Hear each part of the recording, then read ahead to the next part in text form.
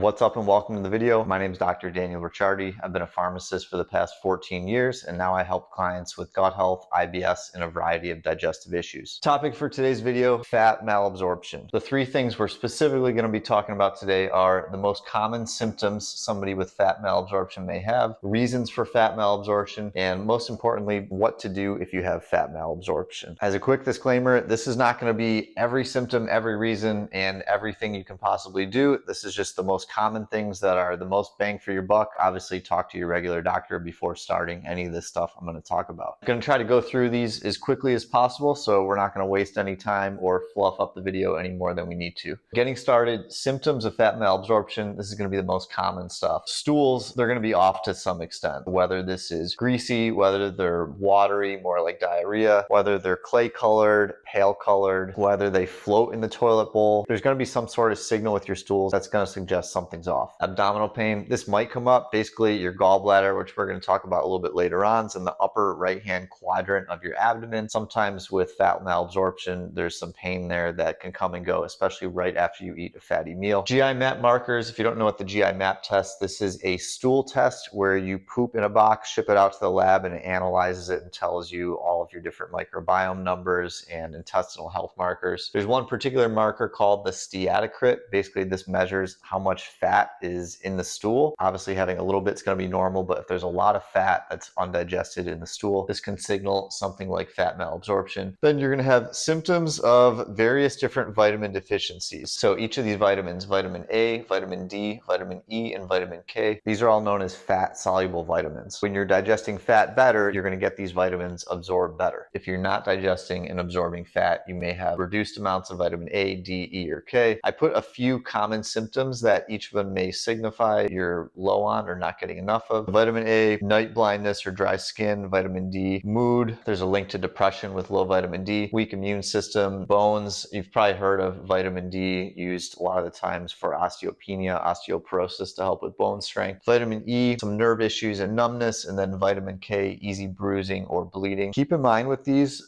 this is not to say that if you have dry skin, you definitely have low vitamin A or fat malabsorption. This is not the case whatsoever. What I am saying though is if you're noticing a trend where you're going through this list and you're like, oh crap, I have this and this, and maybe 4 out of the things on this list, maybe combined with some of these other symptoms, then okay, we're noticing a real trend here and we may be on the right path. The last one I have here is weight loss, specifically unintentional. If you're not digesting and absorbing fat, fat's like one of the main macronutrients.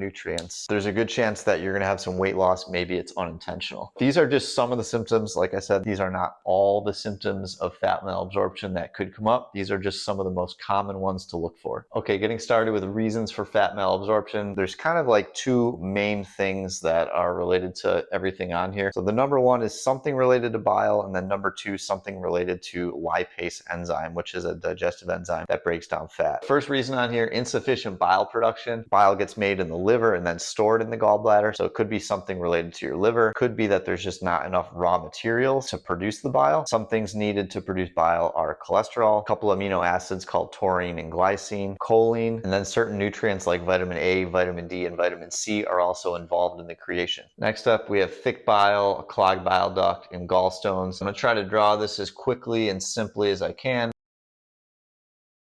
So we have the liver right here. The bile gets produced in the liver, travels down to the gallbladder where the bile is all stored in the gallbladder. And then when it's ready to be used, travels down the bile duct this way and it gets released out into the small intestine, which is this part right here. So if we have thick bile or a clogged bile duct, this area right here where the bile is sent from the gallbladder down to the small intestine becomes stagnant and gets clogged up. You can get thick bile if you have too much cholesterol in the bile. You can get a clogged bile duct if we're not moving that bile quick enough. Maybe somebody's eating a really low fat diet and this bile duct just isn't getting flushed out enough. You could have gallstones. So these are little calcifications that can form in the gallbladder. I shouldn't have put this little squiggle right here because it's confusing. This again can form if the bile is not moving quickly enough. As I mentioned, very low fat diet, or maybe somebody's just fasting for an extended period of time. So if we have this thick bile, clogged bile duct, or gallstones, essentially bile from the gallbladder isn't able to get into the small intestine where we're going to need it to actually digest fat, and therefore we can get fat malabsorption malabsorption. With a removed gallbladder, if this is gone, bile has to go directly from the liver and get down into the small intestine. Technically, like, this could happen. Like they say, like, you don't need your gallbladder to live. This is true, but it also makes it way harder. Like, there's nowhere to store the bile. So when it's time to digest food, it just has to get produced in the liver, and then essentially you'd have it just trickling into the small intestine instead of having a proper amount of bile being sent down into the small intestine here. Okay, next up for causes of fat malabsorption, low lipase production. So with digestive enzymes such as lipase, the one that breaks down fat, digestive enzymes are made in two places in the body. First, we have the pancreas, and secondly, we have the small intestine. If you do have certain issues like diabetes, you hear a lot about fatty liver. Well, you can also have fatty pancreas. This could potentially impact how many digestive enzymes are produced. And also small intestine, you're also getting lipase production in the brush border of the small intestine. So I guess we'll talk about these a little bit more later on, but if you have a condition that impairs the lining of the small intestine, such as one of these, I highlighted celiac, Crohn's, and SIBO, you could potentially have a smaller amount of lipase produced in the small intestine. And then finally, poor fat choices. There's certain fats that just aren't meant to be digested. I made a video on a protein bar called the David bar that has this new invented fat that's supposed to taste good when you eat it, but your body like specifically doesn't absorb it and break it down. This is something that could lead to fat malabsorption. There's a product called Olestra that was put into foods as like a weight loss measure, and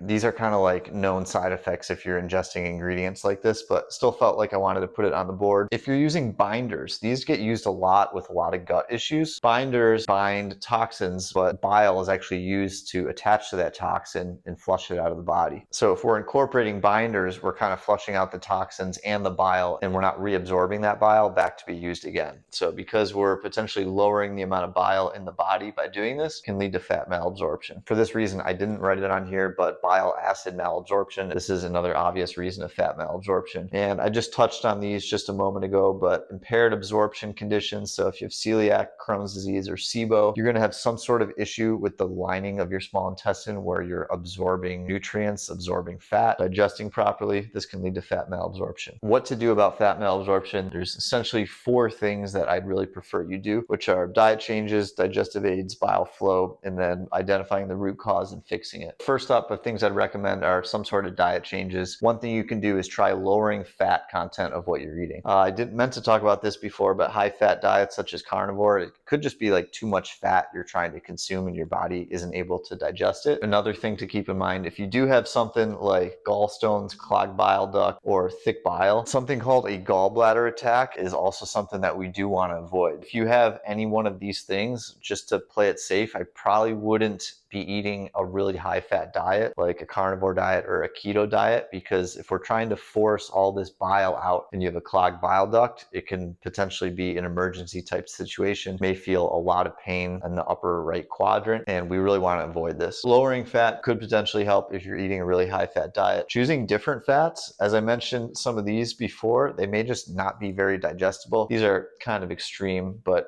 could be worth it just to switch up the types of foods that you're eating that are high fat. And then single ingredient foods, this is kind of just more generic diet advice. If you're eating a ton of highly processed foods, you're probably just not going to feel good in general. All right, next up, digestive aids. Something like ox bile. This is going to be good if you have insufficient bile production. And then lipase enzymes, these are going to be good if you have low lipase production, either from pancreas, small intestine, or both. Getting down to number 3, things that improve bile flow. I kind of put a line from this section down to here, because if you have a known issue in any one of these things, this would actually be the first thing that I would do. So for bile flow, if you have one of these, obviously doing a lower fat diet so you don't get a gallbladder attack, but otherwise some stuff that can help thin up bile, make it less sluggish, help with clogged bile ducts. D-limonene, this is a supplement I've used before with clients. Something like 1,000 milligrams once daily for a month can be useful. This works because it's very acidic and it can help dissolve gallstones. Other things similar to it are something like apple cider vinegar you can also use. Next up, we have a product called ursodiol. This is a prescription medication, or ursodeoxycholic acid. The acronym for it is UDCA, UDCA. And if you're familiar with any of these type of products at all, you'll notice that UDCA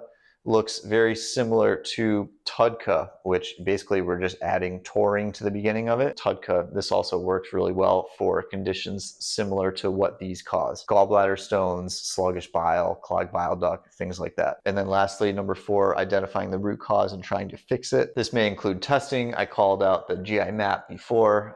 There's also SIBO testing that can be done to identify if there's some sort of microbial overgrowth to address. And then finally, gut lining support, because we know with lipase, the small intestine, the gut lining, this is also where a lot of these enzymes get produced. This is the things I would focus on when trying to figure out the root cause and fix fat malabsorption. That is all for today's video. Hope you found it helpful. If you're looking for additional help with digestive issues, shoot me an email, drdanielricciardi@gmail.com. There's email address down in the comment section below. If you've tried any of these things before, or if you've had fat malabsorption or suspect you have it, please let us know in the comment section below what you've tried, what your experience was like, and how well it worked. Anyways, that's all for today's video. Thanks for tuning in. If you found this one helpful, I think you're going to find one of these 2 videos here helpful next. Thanks so much for watching, and I'll see you in the next video.